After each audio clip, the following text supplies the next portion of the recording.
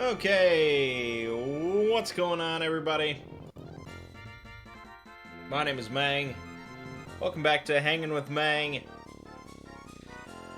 And I did not realize this. I'd forgotten, I guess, but last week, episode 208, was the 4th year anniversary of Hanging with Mangg.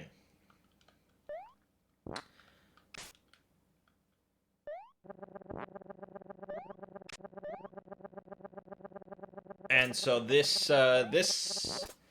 episode is the start of the 5th year that we're doing of Hanging with Mangg. It's pretty crazy. So why not play some Magical Quest starring Mickey Mouse? For some reason my controller doesn't work. I don't know why that would be. Hold on. Some of you might be aware, but some of you maybe not. But Mickey Mouse Magical Quest was my first Let's Play ever.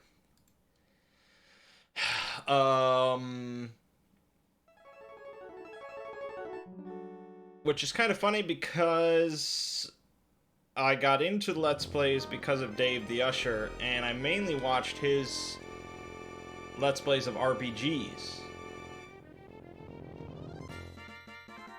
I don't know why my controller's not working now. I've been playing Super Nintendo all week.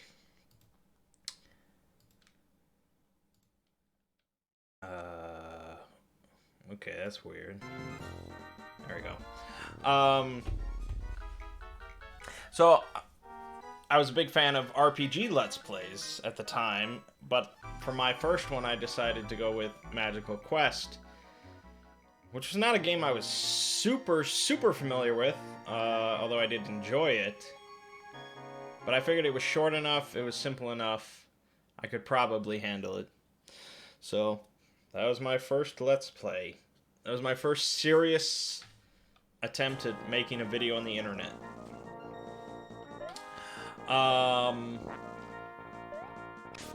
So that, I'm sure, is still somewhere on YouTube, and it's on Game Anyone if you're curious to see my first LP. I'm sure it's not very good, but, you know, what are you gonna do? Anyways, this week on this channel,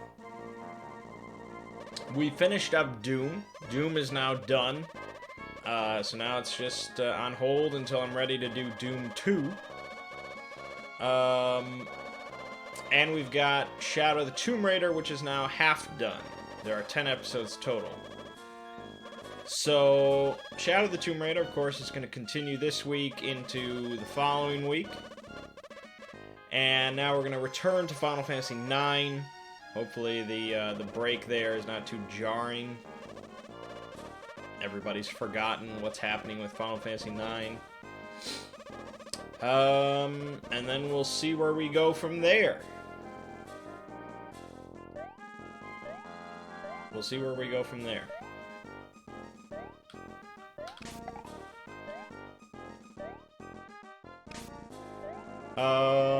Yeah, not a whole lot to say about gaming going on. There's a bunch of games coming out, but most of them I'm just going to be playing on my own. Which I know is not what you really want to hear, perhaps, but Call of Cthulhu is really the big one that I think I'm looking forward to Let's Playing. Hopefully some of you are looking forward to watching. And that should be good. Damn it. Yeah, so not a whole lot to report on Mangg's LPs. Now, over on the other channel, the Exploring series, Yeah, probably one of the wildest weeks of my life as far as popularity goes. This week shattered every record that I had as far as channel statistics go. Like,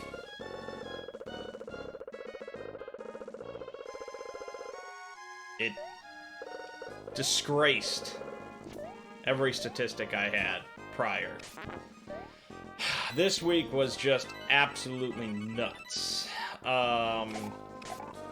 It started on Monday, really, and pretty much continued throughout the entire week up to today. The primary reasons were the SCP-093 video and the Scarlet King video.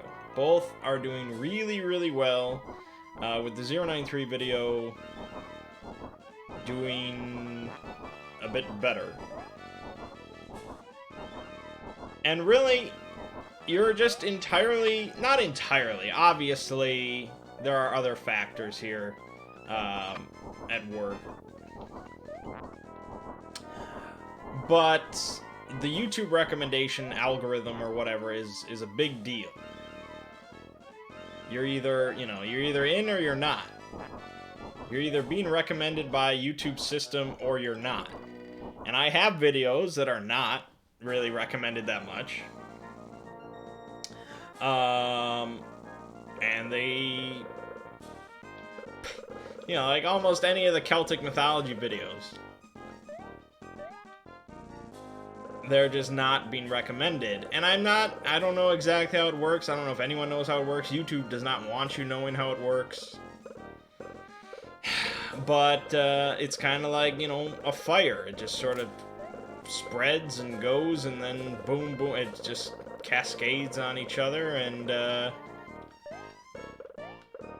soon you have a very, very big hit on your hands. So, the 093 video, let me check,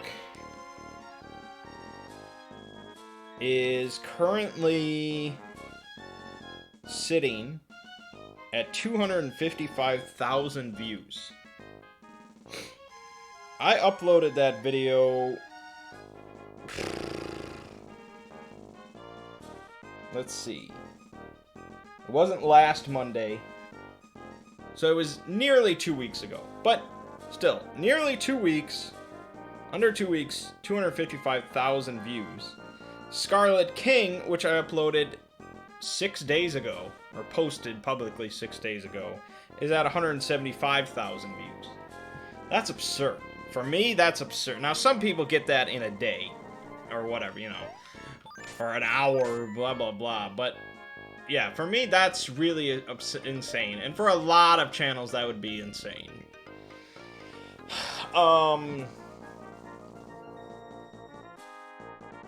Yeah, I was clearing over 100,000 views on the channel every day.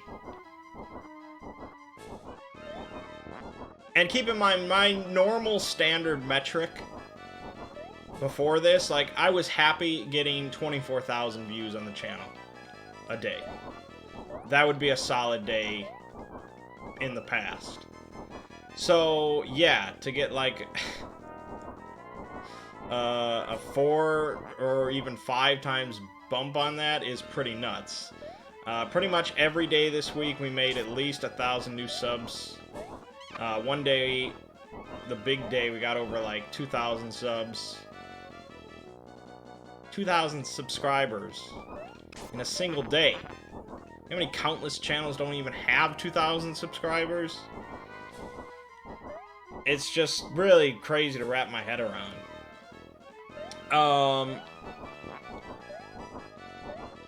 And obviously I'm not going to talk about financial information, but you can imagine if my standard day that I was happy with was 24,000 views, and I got 5 times that, that's a pretty good day all around.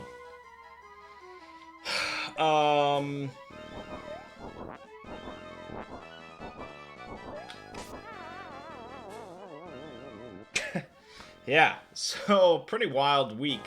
And the real bonus of this, the real plus of this, is sometimes I've had really good days. Sometimes I've had really good weeks. Although this week, like, rivals my best month. But sometimes I've had really good days or weeks on some channels that just, you know, hit it off and did great and stuff like that. But often I'll bring in all of these new subscribers and stuff for this hit video, and they'll be coming in to join the channel because they're interested in this series that I'm sort of about to end in a little while. You know, maybe not like in a week or two, but in a month or 2 months. And so then they just have to be like, why'd you stop making videos? That's why I came to this channel, is because of these videos. Why are you stopping? I just got here, blah, blah, blah. But for this, they're coming here for SCP, which really just started. And not only did it just start, I'm planning to keep it going for quite a while.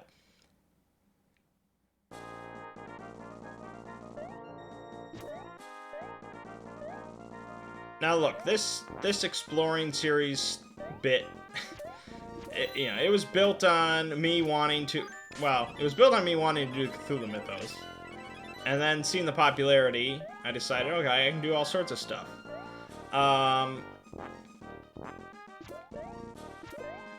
So we've been going with this thing for a while of just doing all these different things, and I've been enjoying that a lot. I really enjoy it. I really like it.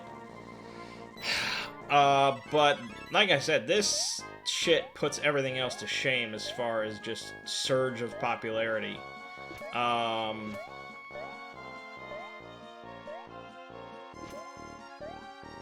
So I'm not saying that we're just gonna only do SCP stuff for the rest of the channel's history. That seems a little... I don't know, I'd really rather not say something like that, but... I don't know, man, I look at those numbers, I look at my check for the week, and I'm like, I don't know.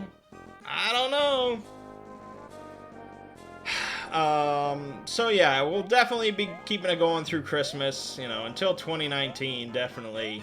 We're looking at some SCP stuff.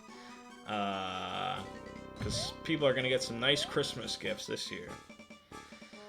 But after that, I don't know. We'll just have to see. We'll have to see.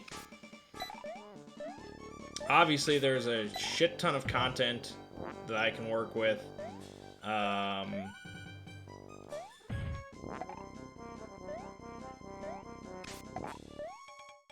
But I don't know, because I have a tendency to get disinterested with stuff, and I like to move on. So that might be what happens, but I don't know. Money is a factor. For a while, at least. I mean, don't get me wrong, alright? I'm not going out to, like, buy a Corvette or something. Like, I'm not living in a mansion with these numbers, but it is a big difference compared to Celtic mythology. Yeah, so really just crazy week. I took a bunch of my family out to celebrate the week because it was so good. We went to IKEA for the first time. Not as like some big shopping trip, but we just wanted to go to IKEA. But then I took them out for dinner and stuff.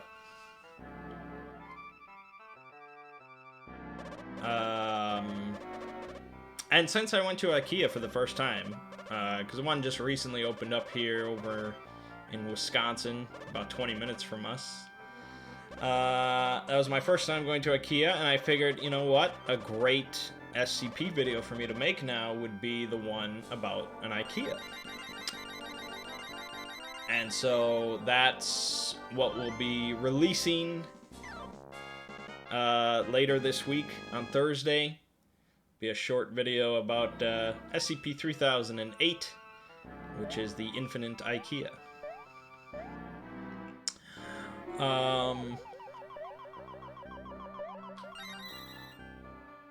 So that's a pretty popular one and should garner a good number of views. I did release the video on SCP-1000, which is a very popular SCP. You know, it's in the top 20, but it seems not everyone is a fan. And really, we're gonna get into a lot of SCPs that not everyone is a fan of. So I just have to get used to that. It's not really a knock on the quality of my video. It's just going to be not every SCP is everyone's cup of tea, and that rhyme. How did you... I don't even remember. Alright, just ignore it.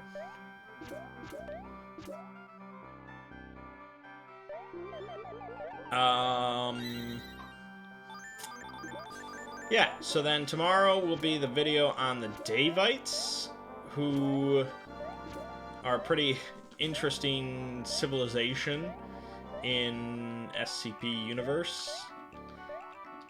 They're really focused on like a single SCP for the most part, but they've been expanded quite a bit since I read about them 7 years ago. When I first read about the Davites, it was pretty much that one SCP.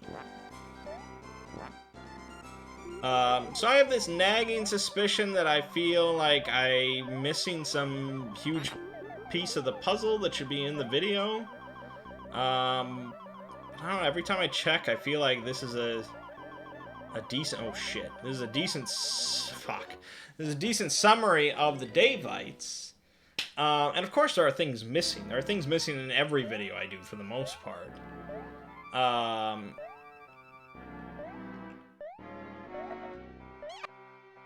Little details or bigger details, depending on the scope of the video.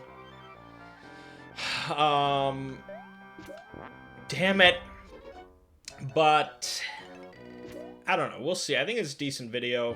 I don't know if it'll be as popular as the Scarlet King, but we'll see.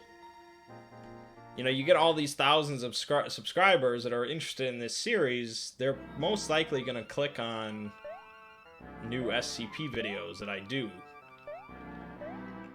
I mean, obviously some are not going to be interested in that specific subject or what have you, but these people like SCP stuff. So, and as long as YouTube keeps being nice to me, we can make some beautiful magic together.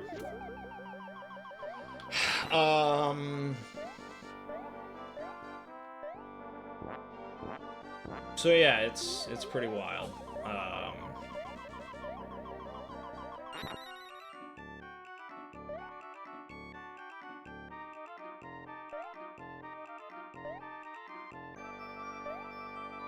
And it's like... I don't really work that hard. I mean, obviously, not everyone could do what I do. Or at least I like to think that, because it makes me feel better. There is some mental processing involved in making these videos, for sure. You know, there's research and reading, and summarization is not, well, good summarization is not a skill that everyone has. Because, trust me, I've seen plenty of bad summaries.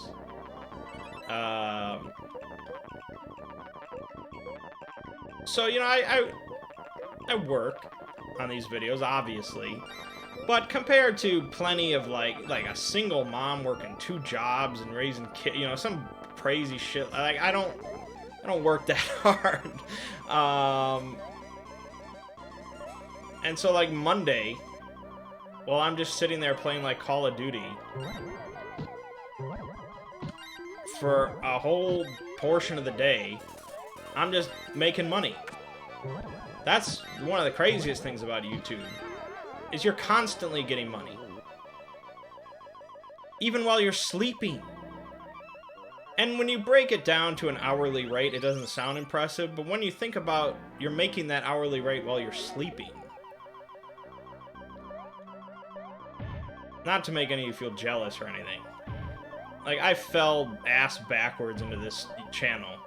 So, It's crazy to me. But, yeah. So hopefully it keeps up. I mean, obviously, YouTube's recommendation system is a complete mystery. But at this point, we have a healthy viewer base on the channel that are interested in SCP stuff. So, no matter what, I mean, even the Bigfoot video, which is not doing anywhere near as good as SCP-093, it's still doing pretty decent. It's over 20K already, and it's been available for like a few days. Normally, I would consider that pretty good. Damn it, Mickey! Anyways, moving on to other stuff. Enough of these humble brags about my channel. Although it was funny, like, at one point, my channel, the Exploring series, was getting more views in 20 minutes than this channel does in a month. Which is fine. I don't think you need two successful channels. And actually, I like that Mangg's LPs is a nice, quiet channel. I like having the small viewer base. I don't have all these people coming in and telling me how much I suck at games. You know, not many of you guys tell me I suck at games. Because it's like, I know that. I don't need to hear it. I wouldn't want to deal with two successful channels. So this is really, you know, Exploring series is my business, and this is my hobby, and I like the separation. Alrighty then. Moving on. Not anything to say about board games, but I had this idea. As I was rolling in money, I had this idea where it's like, because every year my family goes on a vacation, and for the past 5 years or so, they've gone to Colorado every year. And I've gone a few of those years, but I'm not really into Colorado. I'm not into the Rocky Mountains. I'm not into hiking. So I just go to kick back and play video games and stuff. You guys know about this. And it was, you know, so they're talking about, like, well, what kind of vacation would you want to go on? And there are trips, there are places I'd like to see for sure, but, you know, my kind of trip would be like going to Centralia, Pennsylvania, which I did. Some of you may remember that. Or going to, like, Pripyat. Like, that would be crazy cool. To see Pripyat and walk around there in that ghost city, that's cool. They don't think that's cool. You fuck. So I don't think I'll ever go to Pripyat with my family. But I was thinking, like, what would I really want to just do on a vacation? Like, what would be really entertaining? And I thought, you know, just hanging out with my friends and just spend an entire weekend doing nothing but playing RPGs and board games.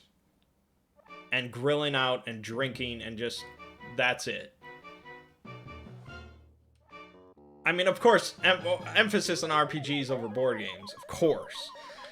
Because it's like, we meet once a week for RPG night. It's always a little fragile, because any sort of catastrophe event or whatever with Ziggy can just shatter the whole thing, or, you know, people miss out and all this kind of stuff. So it's always kind of a fragile event. And we meet and we get together and play for 3 hours. And I'm very happy to have those 3 hours. But just think, if we had a whole weekend with, like, 8-hour sessions of an RPG. Like, we start a fresh campaign when we get there, and we just play, and play, and play. Like, that would be amazing. And we only stop to, like, refill our mojitos and You know, grill some burgers and shit. Like, that's what I want.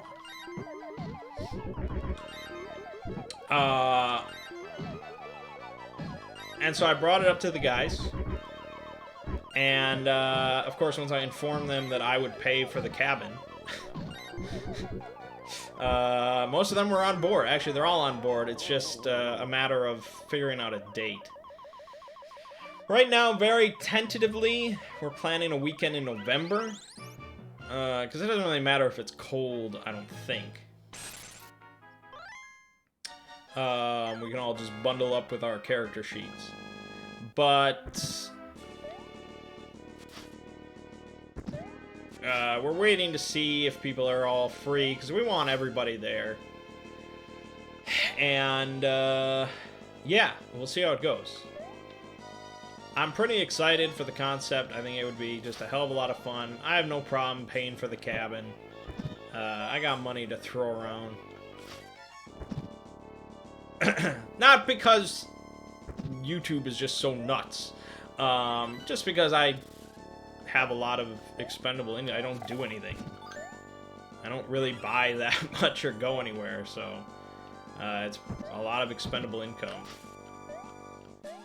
So why not expend it on a good weekend? So we'll see if that happens. Okay, so speaking of RPGs then, we had Shadow the Demon Lord on...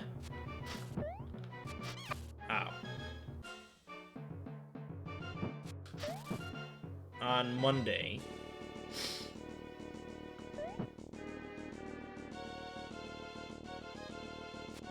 What? Whoa! And, so, this session, I really wanted to do a lot with the development of this underground city. That was the goal. Get this shaft dug 100 feet down and really start building out the city. And we did get the shaft dug, and we did start building out to get things constructed. Unfortunately, there were complications, of course. So, the main complication was food. We actually did a week time skip. So, we had a week go by. Fuck. That's how we got the tunnel dug, the shaft dug.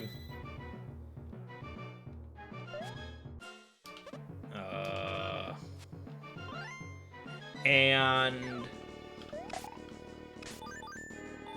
why did I risk my life to get this? But the week went by, and we had paid up... God damn it. We had paid up for food delivery for 1 week. And so the week ended, and we had to square off, figure out another week of food from the food merchant. So I go over there, and I'm like, okay, let's negotiate. And he reveals...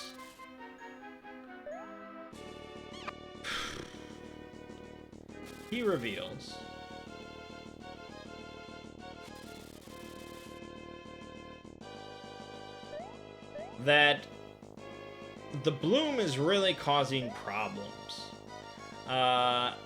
Because all the farms, of course, are on, you know, on this farmland.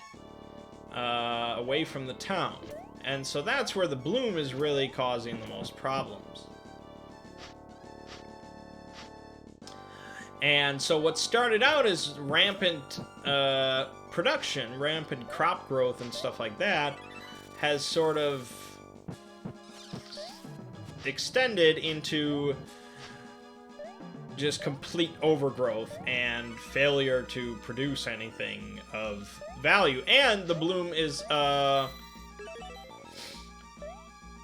sort of corrupting these crops, so they become poisonous, which is a problem. And that's, you know, this is why I wanted the underground city, so we can grow some crops that are away from the bloom's effects, if possible. Or at least have people nearby that are protected, and we can really work on keeping the bloom out.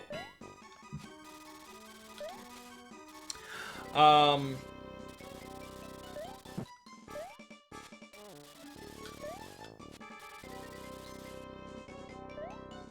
And so...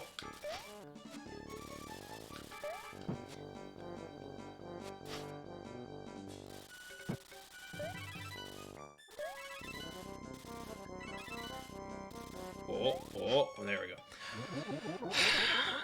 So I'm like, okay, so what's happening with the food then? And this guy says, well, the Duke has taken all of the food that comes into the city, and he is now in charge of distribution. So there's rationing, and of course the Duke is probably corrupt, so priority goes to the rich and the nobles and blah blah blah. And that doesn't sit well with Gug, because he's neither rich nor noble.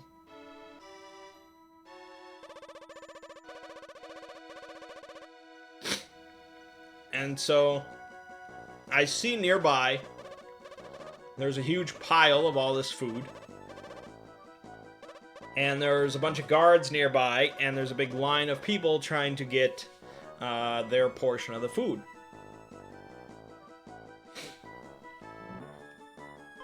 Okay, it makes sense.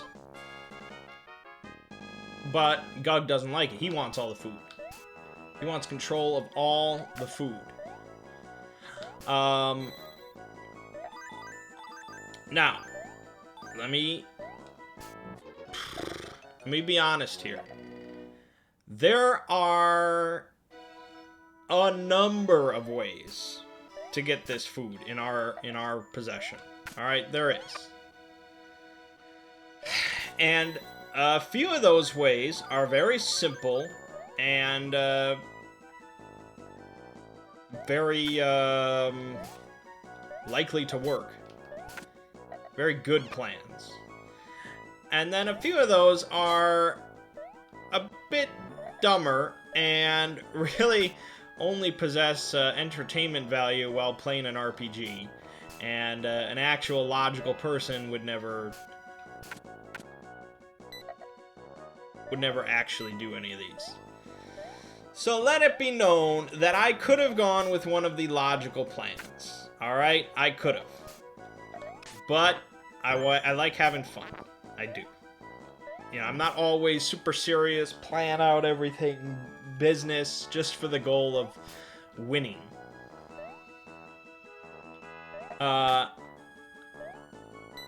So the plan that I came up with was not the best. And I knew that when I came up with it. I even said it, if you watch the stream, immediately. Like, this is not the best plan. But it will be fun. Hopefully. And so my plan was, since we're already digging... You know, we've built the tunnel. We've dug the tunnel. And we're digging horizontally now. Let us, there we go.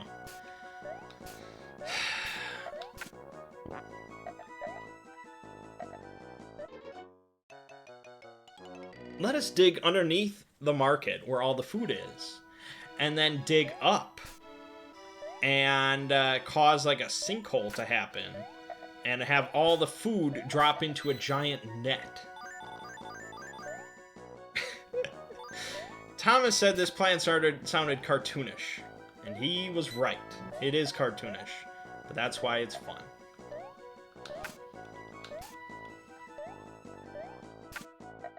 So, that's what we decided to do. We started digging, and I'm like, okay, I told Thomas to just get us food, for just a few days. You know, until we can really secure all of this huge pile of food and begin our own food production.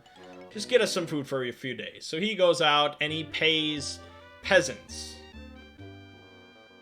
for their food. They've just come from the food pile, and he buys off some of their meals. So we take some of their meals, and I heavily ration it among the workers. So, like, each person gets, like, a third of a meal for lunch or something like that. So, it didn't cost us an excessive amount, although Thomas probably overpaid. maybe he could have just given that money to the guy and gotten more food. I don't know. It's hard to say.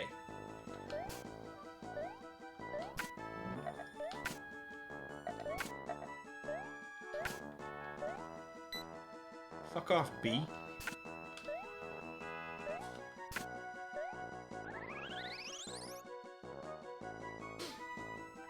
So when we start digging,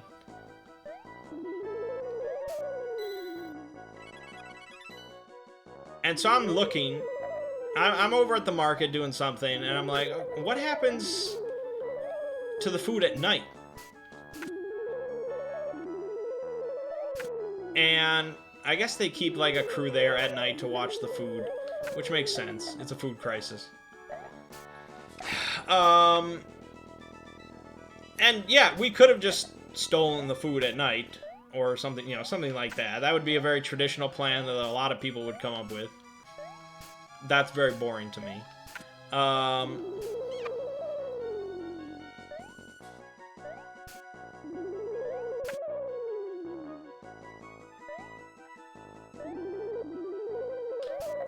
But then I thought, okay, they're bringing food in every morning to restock this. The farmers are coming in every morning or so to bring new supplies of food. Why don't we just rob the farmers? I mean, maybe they have armed guards, but probably not. And they're just farmers, and we can take all the food right from the source. And I'm like, alright, let's just swap gears. This sounds a bit... I mean, the other plan was interesting, and we could have gone with that, but this was like a revelation, because I didn't even think of it. Shame on me. So we go out in the morning, we hit the road, and we find the huge convoy of farmers. There's like 15 wagons coming down the road, or something like that. It was a big number. Oh my god. I hate this level. And so it's like, well, I should probably overthink this as well, but since they're farmers, let's just beat the shit out of them.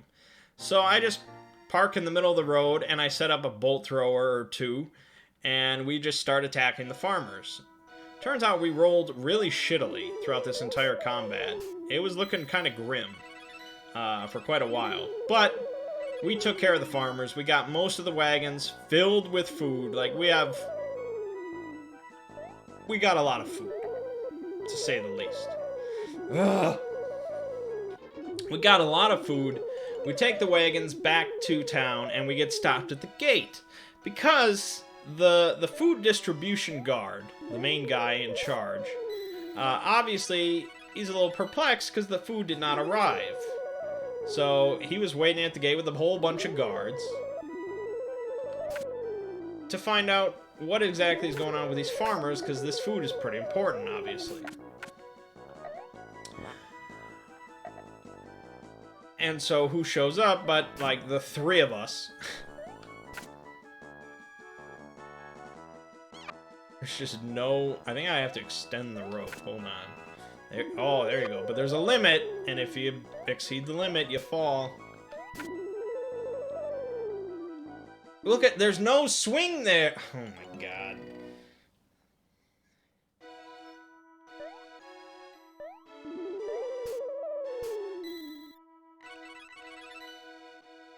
So...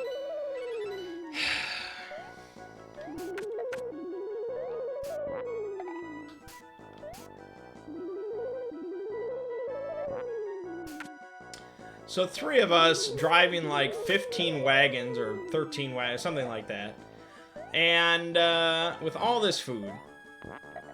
And Gug has a lot of corruption. And Shadow the Demon Lord, once you have a lot of corruption, it becomes... There's a specific moment where you have to release the jump or the swing, and I don't know what it is. I guess it's like at the peak. Oh my god! Let me just fucking talk.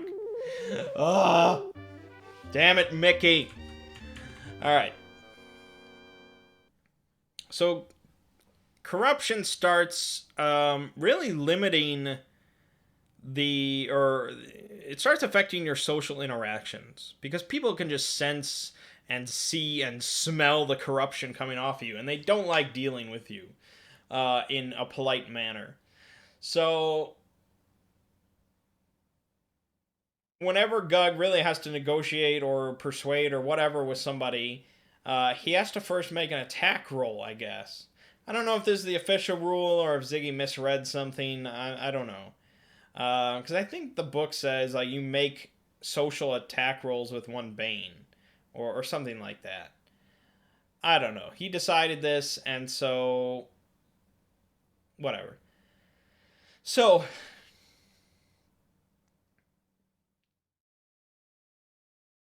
anytime he tries to talk to somebody, he has to make this attack roll. So he has to succeed on a d20 roll. And if he succeeds on that, then he which does he get a Bane on? I don't think Ziggy's running it right, but whatever. I did it, and so I have to do the attack roll, and then I have to talk. And so I was like, okay, Gug is not a big negotiator then at this point. So I tell Thomas, okay, you have to do the talking. Just go up there and do the talking. This was really my mistake because I didn't give him specific instructions on what to say.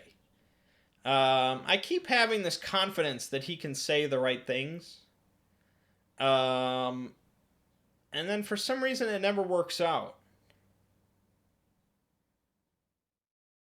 I think I've seen this plenty of times before with a number of different players. For some reason, when put in a situation such as this, where they're doing something illegal or wrong or questionable, they practically never resort to the truth. And this surprises me because the truth in RPGs is very powerful. I have found, and I guess in real life as well. The most famous example, a simple example I can come up with, was one time, it was a one shot. I think like Matt and Baron Dookie were involved or something like that. And they were trying to get into this tower. And there were guards parked out front or something like that. And so they were really trying to come up with like this perfect scenario or something like that to sneak in or bluff their way in. They were planning for a while or whatever. And then I'm just like, okay, I walk up to the guard and say, hey, I'm going in the tower. Or so, it was something like that. And they're like, okay. And I walked in. Now, maybe that was Ziggy just being funny or something like that when he ran that. But players tend to overthink things and don't utilize the truth as much as they should sometimes. Now, sometimes the truth is death, obviously. I know that. But I guess, it's just about gauging a situation and who you're talking to. So he starts talking to this guard guy, and his bluff is that they are farmers. He's trying to pretend he is the farmer. They are the farmers. The three of them with like 13 wagons. And he says that they're undermanned on this convoy because the bloom is really bad. And so they needed more men to protect the farms. Which is really sort of the opposite of what the farmers actually did, which is take along a lot of men to protect the convoy. So when your lie is... the logic is in direct opposite of what the truth was, of what actually happened, that, your logic is really distorted. You have to be really good at convincing somebody. Thomas was really not, especially because he was like covered in blood. So this guard did not believe him at all and said, because I think he failed his role as well, which, that always is a factor, don't get me wrong. Roles decide things in RPGs a lot of the time, but the guard was like, okay, well, you're clearly lying. So we're just going to arrest you and take all the food and, we'll sort you out later. And Thomas just is like sitting there. He has nothing else to say. He doesn't know what else to say. And so I'm like, okay, obviously I'm not going to let this happen. So I'm like, okay, look, the farmers are all dead, which is the truth. I did not say we killed them. That's the lie. Blending truth with lies. That's power, baby. That's what you got to do. And so I'm like, okay, the farmers are all dead. The bloom is terrible out there. It's horrific, which it is. And this is the last of the food. This is it. There's no more coming. So I'm planning to take this food and help start an underground city where we can grow crops ourselves, and ride out this bloom. And then I said something about how the Duke is probably just going to sit in his castle and hoard all of this food for him and his friends and leave the rest of the town to suffer and die. And apparently that hit on the nose pretty well. And so then I rolled, and I succeeded on my corruption thing, and then I succeeded on the persuasion attempt, and I had a Bane. So it was really tricky. I definitely got lucky. But Ziggy was surprised because he expected me to have a lot more Banes. But what I said hit it right on the head. So I succeeded, and he dismissed a bunch of his guards, and he's like, okay, we can do this. So he took a few of the wagons with him because he still needed to keep up appearances and sell some food and blah, blah, blah. But he's on board for the underground city, and he gave me a bunch of the wagons. And so we got like 300 meals out of the thing. And that should help ride us out until we can start growing crops and stuff underground. So I'm like, okay, this is good. Things are in motion now. So a few days go by. Mostly uneventful. We're just sort of digging. We're trying to get to the river so we can redirect the river a little bit and start irrigation canals and blah, blah, blah. And so during that time skip, Mert had to leave and blah, blah, blah. But we kept going a little while. And on one day, Gug gets a note from Gunther, who is the smith that we've been using. He's made all our pickaxes and blah, blah, blah. And so this note says, I need to talk to you. Come to my shop tonight. So I'm like, okay, doesn't sound too bad. And so I go there with Thomas at night. We head over there, and Gunther just immediately says, I'm sorry. And out of the shadows come like 10 dwarven mercenaries. Now,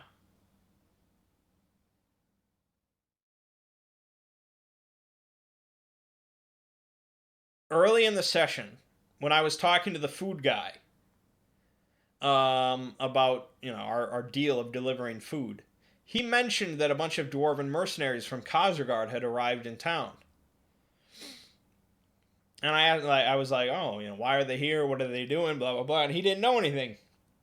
And I'm like, oh, okay. And I thought it was odd at the time, because why are they specifically marked as mercenaries? Why are they known as mercenaries? Why are they here?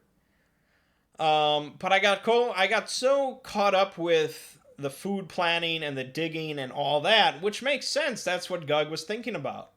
I was role playing properly with my character. He didn't even think about these mercenaries.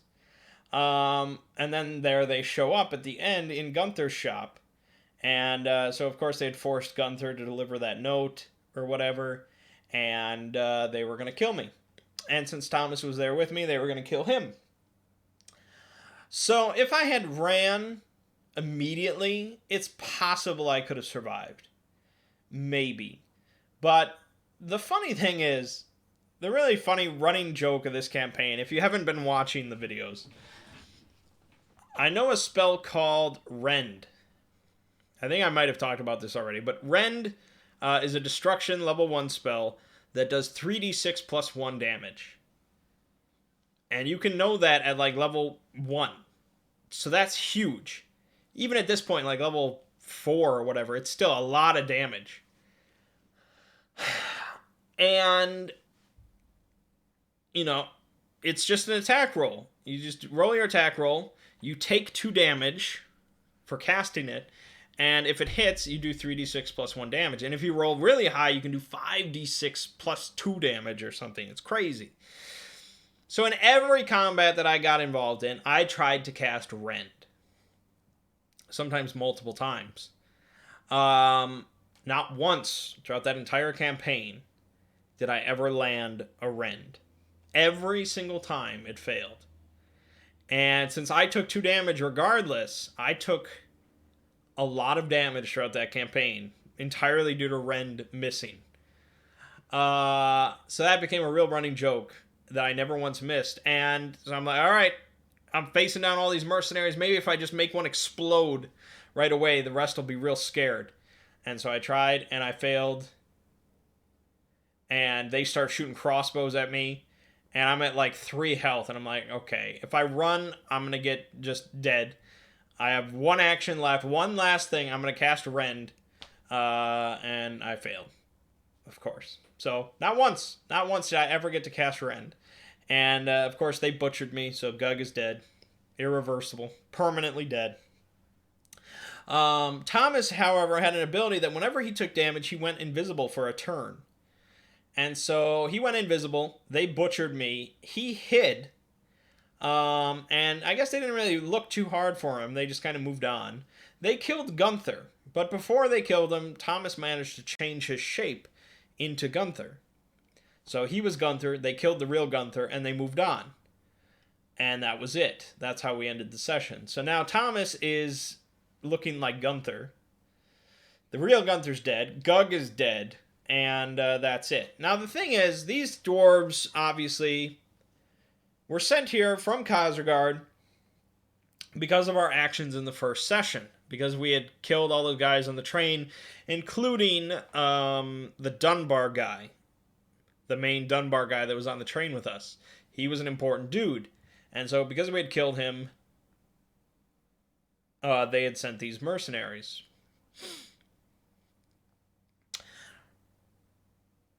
So, the thing is, though, I never, ever, ever expected any repercussions from that train. Because we were like 150 miles from Khazargard. And we were in the deep roads, which were filled with nasty creatures. Like, these are dank, dark dungeons. And I had completely disabled the train. Like, I had taken all the essential parts from it. It was completely dead. And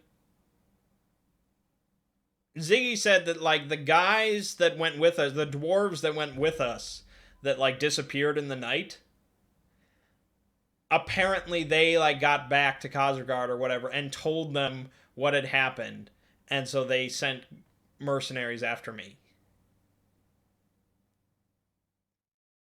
I really would probably call complete bullshit on that whole thing, that these 2 dwarves who had done all the murdering, they were like insane devil-worshipping miners. They had killed all these people. They left our group, walked 150 miles through the deep roads to get back to Khazargard. And once they get there, they tell the officials that Gug was responsible for murdering this guy. And these guys somehow knew that I had gone to Stanton. And once in Stanton, they heard that a dwarf arrived with a lot of ore. And so they tracked it down to Gunther. And then Gunther convinced me to come to the shop. It's so... like, there's no way that I can ever plan for some eventuality like that. My mind is not going to stretch that far.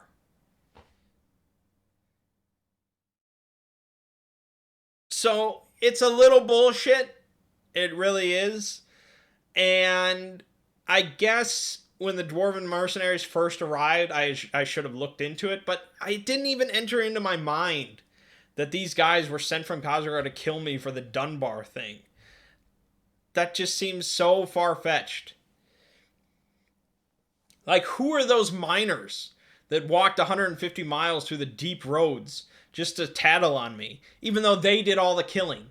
Like, I don't know. I'm sure Ziggy has some explanation for how it all works, but I just can't plan around stuff like that. That's too much.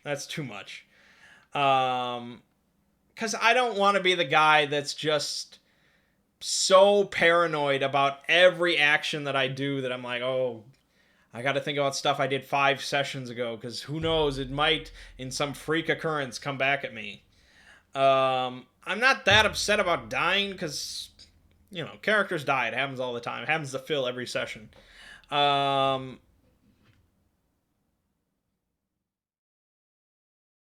the circumstances of the death are a little far-fetched.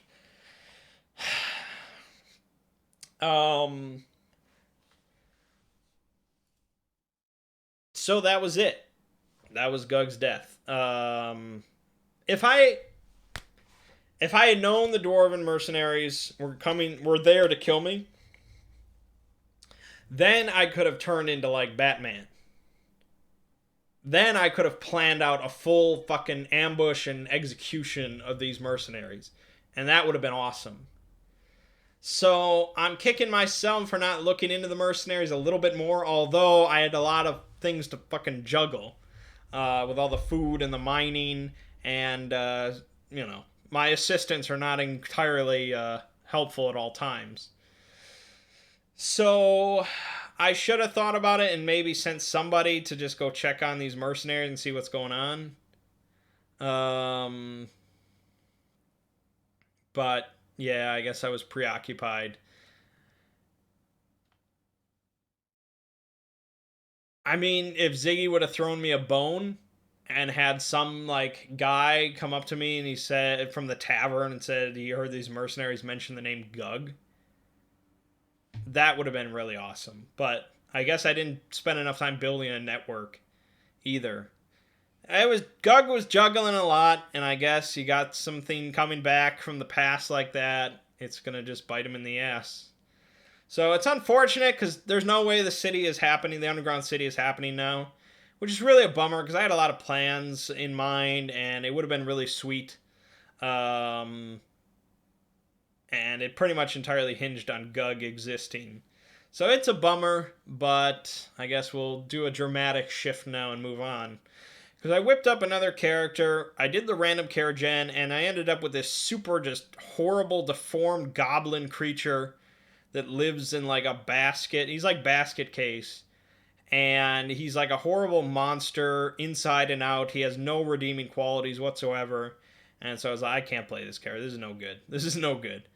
So then I started whipping up another random character, like a halfling, and he just was so boring and generic. He was like some hunter, tracker, gatherer. It was just, this is boring. And so I just went to Ziggy and I'm like, is it okay if I just make Ovum? Like, just skip the random shit this time. Just make Ovum. And he's like, yeah, sure, go ahead. So I made Ovum. I really didn't utilize much random or anything like that. I just made traditional Ovum, which you can't really make if you follow the books. So I fudged. I didn't break any rules or anything. It's just there's no rules for a half orc.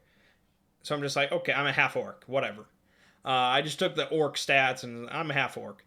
There is a thing for if you're an orc raised by humans, which Ovum was, where you lose the ability to speak dark speech, which makes sense, and you lose a corruption that you normally start with, which makes sense. Ovum cannot have corruption. So yeah, I made Ovum. He starts with a great sword, and he's a paladin. That's really the best expert path that I found to fit with him. And so he gets a little bit of magic, and at first, of course, I thought about battle magic, because that's like the go-to combat fighter one. But then I was like, I gotta fit something more in line with Artemis, because of course he worships Artemis. And so I went with time magic, because time magic is actually pretty good for a fighter. You can get spell. I have a spell where for 1 minute, anytime I make a roll and I don't like it, during that minute, I can re-roll and take the second result. That is a very Artemis ability, and I was like, that's perfect. Later on, I'm not sure if I can actually get it or not. I might not have enough power in the end, but there's a spell where every round, you get both a fast turn and a slow turn. So you can basically get 2 turns per round, which is really good. So there's some good shit in time magic. But I don't know. I might not go full in on that, because later on I might take the Avenger Master Path, which is... it's very Ovum. So, I don't know. But Ovum's going to come into town. He's on a quest to destroy the Bloom. He's looking for some companions or something like that. And so we're just going to abandon Stan and go and take out the Bloom, wherever it started or whatever's going on. We're going to kill everything in our path that is evil. So, yeah, there's going to be a lot more combat. It's going to be, Gug and Ovum are miles apart. So it's a complete shift for me, but I'm used to that. That's fine. And I'm just going to be hacking down things with my sword. Because the Great Sword does 3d6 damage by itself. So every attack I do is a rend. Haha! We'll see how it works out. I hope I don't miss every hit. So yeah, we'll see how it goes with Ovum joining up with these two guys. This was supposed to be the evil campaign, and it was for quite a while. We did some evil shit. But the other guys were never really fully committed to evil. You could tell. It was really all Gug influencing them. So now they need a good influence like Ovum. I haven't played Ovum in a long time, so I'm looking forward to it. Should be good. Alright, I guess that's about it. So check out the Davites video tomorrow. Pretty good one. Check out the IKEA video later this week. We got the rest of Shadow of Tomb Raider, not Demon Lord. And we got Final Fantasy IX coming back. Good stuff. Okay, my name is Mangg. This has been Hanging with Mangg, Year 5. And I'll see you fine folks next week.